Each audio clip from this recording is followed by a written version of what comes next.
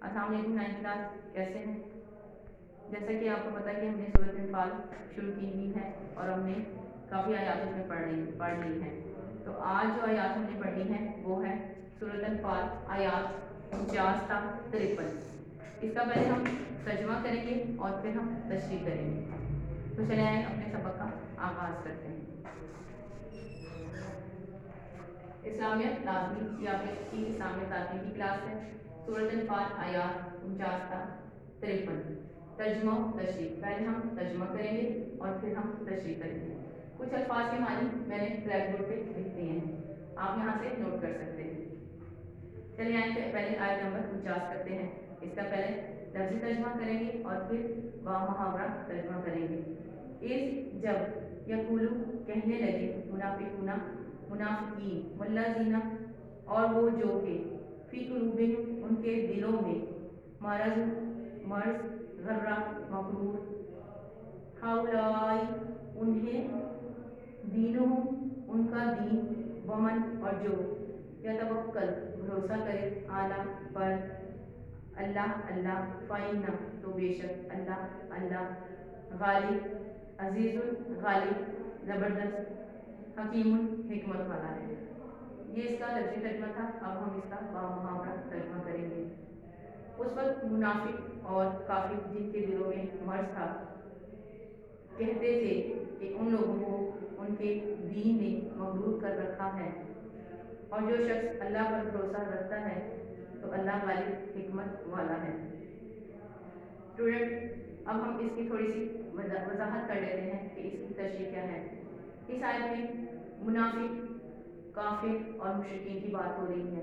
اب منافق کون لوگ ہیں؟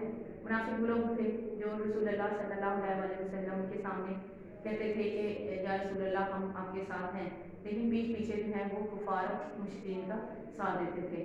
تو یہودیوں کا بھی یہی حال تھا کہ وہ منہ پہ تو یہ کہہ دیتے تھے کہ ہم رسول اللہ آپ کے ساتھ ہیں، لیکن پیچھے کیا کرتے تھے؟ وہ کفار کا ساتھ دیتے تھے.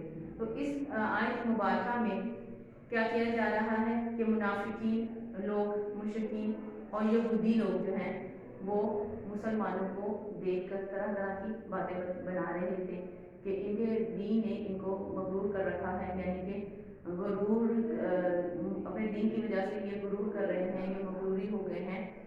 حالانکہ ایسا نہیں تھا. کس وجہ سے مغرور ہو گئے ہیں؟ یعنی کہ اس کے دین نے ان کو دھوکے میں ڈال رکھا ہے، ان کا دین ان کو فریب دے رہا ہے، ان کو دھوکہ دے رہا ہے.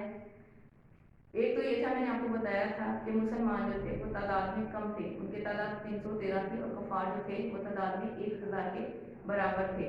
تو ایک تو وہ یہ باتیں کر رہے تھے کہ مسلمانوں کی تعداد کم ہے، اور بے سر و سامانی کا عالم یہ ہے کہ ان کے پاس نہ تو ساز و سامان ہے اور نہ ہی آلات حرب ہے، یعنی کہ لڑائی کے سامان تک نہیں ہے. اور دوسری طرف اگر ہم کفار کو دیکھیں، ان کے پاس ہر قسم کا ساز و سامان ہے، آلات حرب ہے، ان کا لشکر اتنا بڑا ہے. تو مسلمان ان کا مقابلہ کس طریقے سے کریں گے اور کس طرح کریں گے؟ تو وہ کہنے لگے، یہودی مشرکین اور منافقین لوگ یہ کہنے لگے کہ ان کے دین نے ان کو غرور میں مبتلا کر دیا ہے، یہ اپنے دین کی وجہ سے غرور میں مبتلا ہو گئے ہیں اور مغرور ہو گئے ہیں. حالانکہ ایسا نہیں تھا، کیونکہ دوسری آیت میں ہم دیکھتے ہیں کہ وہ وَمَن یَتَوَکَّل اور جو بھروسہ کرتا ہے اللہ پر تو اللہ کیا کرتا ہے؟ غالب حکمت والا ہے. تو وجہ صرف یہ تھی کہ مسلمانوں کا بھروسہ جو تھا، توکل جو تھا، وہ صرف اور صرف اللہ تعالیٰ کے ذات پہ تھا. انہوں نے اپنے اللہ تعالیٰ کے ذات پر بھروسہ کر رکھا تھا، جس کی وجہ سے انہیں نہ تو اپنی بے سر و سامانی نظر آتی تھی اور نہ ہی اپنی خلیل تعداد نظر آتی تھی. تو یہی بات ہے کہ جب اللہ تعالیٰ پر بھروسہ کیا جاتا ہے تو اللہ تعالیٰ اپنے بندوں کو بے سہارا نہیں چھوڑتا. اللہ تعالیٰ کسی بھی صورت جو ہے ان کی ہر صورت ان کی مدد کرتا ہے اور ان کو بے یار و مددگار نہیں چھوڑتا. تو یہ چیز جو ہے وہ مشرکین اور کفار کو پتہ ہی نہیں تھی، کیونکہ ان کا بھروسہ اللہ تعالیٰ پہ تھوڑی تھا. تو ان کا تو بھروسہ صرف چیزوں پہ تھا، دنیاوی چیزوں پہ تھا. لیکن مسلمان جو تھے وہ اللہ تعالیٰ پہ بھروسہ کر رہے تھے، اور ان کا توکل اور بھروسہ اس قدر زیادہ تھا کہ جس سے کافرین جو ہے وہ ناواقف تھے. ہم نے دیکھا ہے کہ پہلے بھی انبیاء کرام جو آتے رہے ہیں ان کو دنیاوی چیزیں جو ہیں بہت کم میسر آتی تھی. تو جس کی جو مسلمان ہوتے تھے وہ غربت کی زندگی میں مبتلا ہوتے تھے، وہ اور بے سر و सामानी की हालत में होते थे। तो स्टूडेंट, इस आयत में जो है पहले ही वाक़यात और हालात का जिक्र किया जा रहा है। पहले भी वाक़यात हालात हमने देखे कि मुसलमान जो थे कम तादाद में थे, कुफ़ार के साथ मुकाबला हुआ, लेकिन फ़तह जो है वो मुसलमानों को नसीब हुई। वो फ़तह किस लिए नसीब हुई? क्योंकि मुसलमानों का भरोसा जो था वो सिर्फ़ और सिर्फ अल्लाह के साथ पे था। तवक्कुल वो अल्लाह के साथ पे कर रहे थे और अल्लाह पे ही भरोसा करते हुए वो मैदान जंग में लड़ रहे थे। और जब मुसलमानों ने अल्लाह ताला पे भरोसा किया तो इस भरोसे का नतीजा ये निकला कि अल्लाह ताला ने मुसलमानों की गैबी मदद की, फरिश्तों के ज़रिए, बारिश बरसा के और दूसरे इनामात के ज़रिए।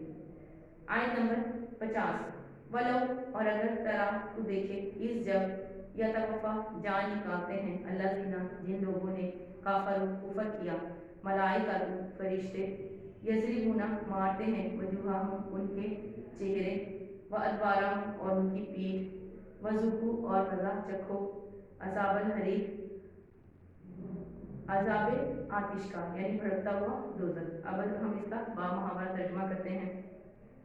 और काश तुम उस वक्त देखो जब फरिश्ते काफिरों की जानें निकालते हैं और उनके मुंहों और पीठों पर कोड़े और तोड़े वगैरह मारते हैं और कहते हैं कि अब अज़ाबे आतिश का मज़ा चखो।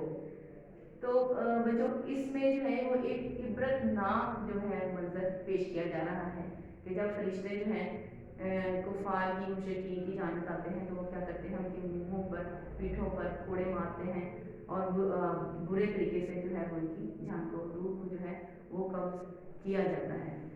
तो अब जब हमने देखा मैदान जंग में अल्लाह ताला ने दुनिया में ही उनको एक कहने के एक इबरतनाक जो है सज़ा दी। गज़वा बदर में 70 सरदार मारे गए थे और इतनी ज़्यादा तादाद में मकतूलीन होने की वजह से हुज़ूर सल्लल्लाहु अलैहि वसल्लम ने फरमाया था कि इन तमाम लाशों को लेकर जाके एक कुएं में डाल दो। तो अब बाद मुफस्सिरीन कहते हैं कि ये गज़वा बदर के दिन की बात हो रही है कि जब उस वक्त फरिश्ते जो हैं वो कुफार के मुंह पर मार रहे थे, कोड़े मार रहे थे और उनके पीठों पे मार रहे थे और उनकी जानें जो है निकाल रहे थे और उनको जहन्नुम वासिल कर रहे थे। और बास लोग कहते हैं कि ये आम है, ये आयत जो है आम है कि जब भी कभी जो है फरिश्ते कुफार की और मुशरिकीन की रूह कब्ज करेंगे तो वो इसी तरीके से करेंगे, उनके मुंह पर उनकी पीठों पर कोड़े मारेंगे, थप्पड़ मारेंगे और उनकी रूह जो है वो कब्ज कर लेंगे। हुज़ूर सल्लल्लाहु अलैहि वसल्लम ने जो है हुज़ूर सल्लल्लाहु अलैहि वसल्लम ने फरमाया कि अगर तुम्हें मरने के बाद की बातें मालूम हो जाएं तो तुम अपने मुर्दों को कभी भी ना दफनाओ। तो ये इस आयत में एक इबरतनाक मंजर जो है, मरने का एक इबरतनाक मंजर जो है वो पेश किया गया है। और ये जो है तरीका काफिरों के साथ किया जा रहा है, सलूक किया जा रहा है, जो भी मुशरिकीन के साथ इस तरह से उनकी रूहें निकाली जा रही है, उनके मुंह पे और पीठ पे मारा जा रहा है। तो ये तो इस दुनिया में हो रहा है, तो आखिरत में क्या है, उनके लिए अज़ाबे आतिश है, यानी कि दोज़ख का अज़ाब है, जलने का अज़ाब है, जो कि उन्हें हर सूरत जो है वो मिलना ही मिलना है, वो इसके मुस्तहिक करार दे दिए गए हैं।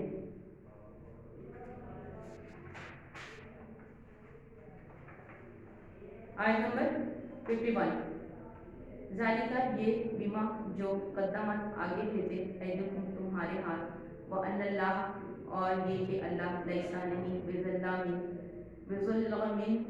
जुल्म करने वाला लिल अबीद बंदों पर, और ये एक अमाज की सज़ा है जो तुम्हारे हाथों ने आगे भेजे हैं, और ये जान रखो कि अल्लाह बंदों पर जुल्म नहीं करता।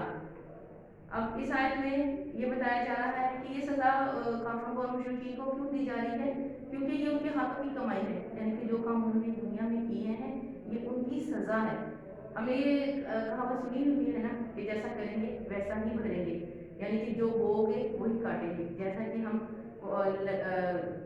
गंदुम वगैरह बोएंगे तो हमें गंदुम ही हासिल होगी।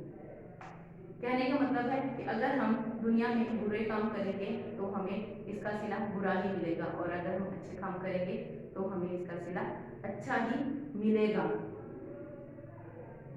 अब ये जो है अल्लाह ताला ने इनको अज़ाब क्यों दिया? अल्लाह ताला ने अज़ाब क्यों दिया? इनकी करतूतों की वजह से, इनके अमाल की वजह से, क्योंकि अल्लाह ताला जो है वो कभी भी किसी भी बंदे पे जुल्म नहीं करता। अल्लाह ताला जो है वो, अल्लाह ताला को किसी के साथ कोई दुश्मनी नहीं है, अल्लाह ताला سب کا دوست ہے، سب پہ مہربان ہے، لیکن جو لوگ اللہ تعالیٰ کی نافرمانی کرتے ہیں، اللہ تعالیٰ کے ساتھ شرک کرتے ہیں اور اس کے ساتھ کسی کو شریک ٹھہرا لیتے ہیں، تو اللہ تعالیٰ کیا کرتا ہے، ان کے اعمال کی وجہ سے ان کو سزا دیتا ہے. ان پہ جو عذاب نازل ہوتا ہے وہ ان کے اعمال کی وجہ سے نازل ہوتا ہے. اب جی آگے دیکھتے ہیں. قدابی آل فرعون، جیسا کہ طریقہ آل فرعون والے والذین، اور جو لوگ مین سے قبل ہی ان سے پہلے کافر انہوں نے انکار کیا یا کفر کیا بھی آیاتی آیات سے اللہ کی، فاخذہم تو انہیں پکڑا اللہ نے بذنوبہم ان کے گناہوں پر، ان اللہ بے شک اللہ قوی قوت والا، شدید سخت عذاب دینے والا. جیسا حال فرعونیہ کا اور اس سے پہلے لوگوں کا، انہوں نے اللہ کی آیتوں سے کفر کیا تو اللہ نے ان کے گناہوں کی سزا میں ان کو پکڑ لیا، بے شک اللہ زبردست اور سخت عذاب دینے والا ہے. اب یہ دیکھیں بچے، اس آیت میں جو نئی بات نہیں بیان ہو رہی بلکہ وہی پرانی بات ہے کہ یعنی کہ جو قومیں جو ہیں اللہ تعالیٰ کو جھٹلاتی ہیں، اللہ تعالیٰ کی نافرمانی کرتی ہیں، انبیاء کو قتل کر دیتے ہیں، نعوذ باللہ قتل. پہلے قومیں اسلام بھی کرتی تھی تو اللہ تعالیٰ کیا کرتا ہے، ان کو جو ہے عذاب میں مبتلا کر دیتا ہے. تو یہ جو عذاب دیا گیا یا ان کو جو کچھ کیا گیا ان کے ساتھ، وہ کیا کیا گیا، اس وجہ سے کیا گیا کہ وہ اللہ تعالیٰ کے نافرمان تھے. اب جیسے کہ فرعون کی بات ہو رہی ہے، اب فرعون جو تھا وہ ایک بادشاہ تھا، وہ اپنے آپ کو خدا کہتا تھا اور تمام لوگوں سے اپنے آپ کو سجا کرواتا تھا. اس دور میں حضرت موسیٰ کا نزول ہوا تو فرعون نے یہ حکم دے رکھا تھا کہ جتنے بھی لڑکے پیدا ہوں گے اس کے جو ہے نجومیوں نے اس کو بتا دیا تھا کہ ایک لڑکا ایسا پیدا ہوگا جو تیری سلطنت کو ختم کر کے رکھ دے گا. تو اس نے حکم دے دیا تھا کہ تم تمام بچوں کو جو ہے قتل کر دیا جائے. لیکن کیا ہوا کہ اللہ تعالیٰ نے حضرت موسیٰ کو محل میں ہی اللہ تعالیٰ نے حضرت موسیٰ کی پرورش کروائی اور وہیں وہ پروان چڑھے اور وہیں وہ جوان ہوئے. اور دیکھیں فرعون حضرت موسیٰ کا کچھ بھی بگاڑ نہیں سکا. لیکن یہ اللہ تعالیٰ اس آیت میں جو ہے یہی فرما رہا ہے کہ اگر تم اسی طرح اللہ تعالیٰ کی آیتوں کو جھٹلاؤ گے اور کفر کرو گے تو تمہارے ساتھ بھی فرعونیوں والا حال ہوگا، یعنی کہ فرعون والا حال ہوگا. اللہ تعالیٰ نے اسے 20 سمندر میں لا کے غرق کر دیا تھا. وہ کیونکہ نافرمانی سے باز نہیں آیا تھا اور حضرت موسیٰ کو اور جو حضرت موسیٰ کے حوالی تھے ان کو قتل کرنے کے لیے ان کے پیچھے ہو لیا اور ان کا پیچھا کرتا ہوا جب سمندر پہ پہنچے ہیں تو اللہ تعالیٰ نے حضرت موسیٰ کو حکم دیا کہ تم اپنی لاٹھی جو ہے مارو. لاٹھی مارنے کی وجہ سے سمندر جو ہے وہ 2 ٹکڑے ہو گیا تھا اور راستہ بن گیا تھا. تو حضرت موسیٰ اور ان کے جو ساتھی تھے آسانی سے گزر گئے. لیکن جب وہ جیسے ہی فرعون اور اس کے ساتھی بیچ سینٹر میں آئے تو اللہ تعالیٰ نے سمندر کو جو ہے وہ ایک جیسا کر دیا اور ان کو وہیں پر جو ہے وہ غرق کر دیا. تو کہنے کا مطلب یہ ہے کہ اگر جو لوگ جو ہیں اللہ تعالیٰ کی نافرمانی کرتے ہیں، اللہ تعالیٰ کو جھٹلاتے ہیں، تو اللہ تعالیٰ فرما رہا ہے کہ جو لوگ اللہ کی آیتوں کا کفر کریں گے، اللہ تعالیٰ کی آیتوں کو جھٹلائیں گے تو اللہ تعالیٰ کیا کرے گا، انہیں سخت عذاب دے گا. جیسا کہ پہلی قوموں کے ساتھ اللہ تعالیٰ نے کیا تھا ویسا ہی کفار و مشرکین کے ساتھ کیا جائے گا. آیت نمبر 53. ذالکہ یہ بینا اس لیے کہ اللہ لم یکن نہیں ہے مغیر بدلنے والا نعمتن کوئی نعمت انعامہا اسے دی علی پر قوم حتی یہاں تک یغیر وہ بدلے ماں جو بانفسہم ان کے دلوں میں، وَأَنَّ اور یہ کہ اللہ سمیع سننے والا، علیم جاننے والا. اب اس کا محاورہ ترجمہ کرتے ہیں. یہ اس لیے کہ جو نعمت اللہ کسی قوم کو دیا کرتا ہے جب تک وہ خود اپنے دلوں کی حالت نہ بدل ڈالے اللہ اسے نہیں بدلا کرتا، اور اس لیے کہ اللہ سنتا جانتا ہے. تو اب جو تھے کفار مکہ تھے، اللہ تعالیٰ نے ان کو بہت سی نعمتوں سے نوازا ہوا تھا. جیسے کہ وہاں پر خانہ کعبہ بھی تھا، پھر اللہ تعالیٰ نے کفار کو بھی خانہ کعبہ کا متولی بنایا ہوا تھا کہ اس کی دیکھ بھال کرو، اس کا خیال رکھو. اور اس کے ساتھ ساتھ جو ہے حضرت ابراہیم علیہ السلام نے خانہ کعبہ وہاں تعمیر کیا. تو یہ تمام نعمتیں جو ہے اللہ تعالیٰ نے دی تھی. اس کے ساتھ ساتھ وہاں پر تجارتی قافلے آیا کرتے تھے جس کی وجہ سے تمام تجارتی سامان جو ہے وہاں آیا کرتا تھا. کھانے پینے کی ہر اشیاء جو ہے وہاں پہنچتی تھی. حالانکہ وہاں پر ریتی زمین ہونے کی وجہ سے کھیتی باڑی جو ہے وہ کم ہوتی ہے، لیکن اللہ تعالیٰ کے حکم سے दुनिया की हर चीज़ जो है, हर खाने पीने की चीज़ वहाँ पहुँचा करती थी। तो अल्लाह ताला ने कुफ़ार मक्का को बहुत ज़्यादा नेमतों से नवाजा था, लेकिन उन्होंने क्या किया? कुफ़ार ने नेमत किया। तो अल्लाह ताला कहता है कि मैं हर चीज़ उस वक़्त तक वो नेमत नहीं छीनता जब तक कि इंसान अपने दिल को खुद नहीं बदल सकता, जब बदल लेता, यानी कि जब तक वो नाफरमानी का वतीरा जो है वो छोड़ता नहीं है, यानी कि तरीका नहीं छोड़ता है। तो अल्लाह ताला जो है, ऐसे अल्लाह ताला ने हमें बहुत सी नेमतें अता की हैं, जैसे नाक, हाथ, पाँव, हमारा जिस्म जो है वो एक नेमत है। लेकिन अगर हम इसे फ़ायदा उठाते रहेंगे तो अल्लाह इस नेमत में इजाफा करता रहेगा। लेकिन अगर हम कुफ़ार नेमत करेंगे, अल्लाह ताला की नेमतों को झुटलाएंगे, तो अल्लाह ताला वो नेमत जो है वो छीन लेता है। इसी तरह जो बनी इसराइल थे, अल्लाह ताला ने मनो सलवा उतारा था उन पे, जो कि रात को दरख्तों पे गिरता था और वो सुबह को उठा के खा लेते थे। लेकिन क्या हुआ, वो उसको जब उन्होंने उसको खाया तो अल्लाह ताला से जो है वो इल्तिजा करने लगे कि अल्लाह ताला हम इसको खा खा के जो है ना वो तंग आ गए हैं, तो अब हमें कुछ अलग सी चीज़ें चाहिए। तो मुफस्सिर कहते हैं कि उन्होंने कहा कि हमें खीरे, ककड़ी, सब्जी वगैरह इस तरह की चीज़ें चाहिए। तो अल्लाह ताला ने क्या कहा कि तो चलो जाओ फिर ज़मीन में फैल जाओ और जिस तरीके से तुम कमाना चाहो कमाओ और खाओ। तो स्टूडेंट कहने का मतलब ये था कि अल्लाह ताला जो है, अल्लाह ताला ने हमें बहुत सी नेमतों से नवाजा है, लेकिन हमें हर हाल में अल्लाह ताला की नेमतों का शुक्र अदा करना चाहिए, कुफरानी नेमत नहीं करना चाहिए। तो स्टूडेंट ये आपका आज का लेक्चर था। उम्मीद करती हूँ कि आपको समझ आ गई होगी, और अगर कोई बात समझ नहीं आती तो आप व्हाट्सएप पे रब्ता कर सकते हैं। आपने इसको अच्छी तरह से तर्जुमे को याद करना है और अल्फाज मानी अपनी नोटबुक पे लिखना है, और आपने अभी कभी कहीं नहीं जाना, इसके बाद आपके मुतालिया का लेक्चर है। अल्लाह। बिस्मिल्लाहिर्रहमानिर्रहीम। 9th class. कल हमने इब्तदाई मसाइल पढ़ा था, शुरू के 5 पॉइंट पढ़ लिए थे। सफ़ा नंबर 32 से ये क्वेश्चन शुरू हो रहा है, बाब नंबर 2 का। बाब नंबर 2 तहरीक पाकिस्तान और पाकिस्तान का क़याम। इसके 5 पॉइंट्स हम पीछे पढ़ चुके हैं। कौन कौन से पढ़े हैं? रेटरी रिवार्ड, महाजरीन की आबादकारी, इंतजामी मुश्किलात, मौशी मुश्किलात, फौजी सासों की गैर मसावी जो तकसीम हुई थी वो, ज़राई मुश्किलात पढ़ चुके हैं 6 पॉइंट्स। और आज हम आखिरी इसका पॉइंट पढ़ेंगे सियासी मुश्किलात, और साथ में पहले गवर्नर जनरल की हैसियत से कायदे मोहम्मद अली जिन्ना की खिदमात और कारनामे जो सफ़ा नंबर 34 पे है वो पढ़ेंगे, और सफ़ा नंबर 35 पे हाफ क्वेश्चन ये पढ़ेंगे। अच्छा, इब्तदाई मसाइल में जो आखिरी पॉइंट है हमारा सियासी मुश्किलात, वहाँ से शुरू करते हैं।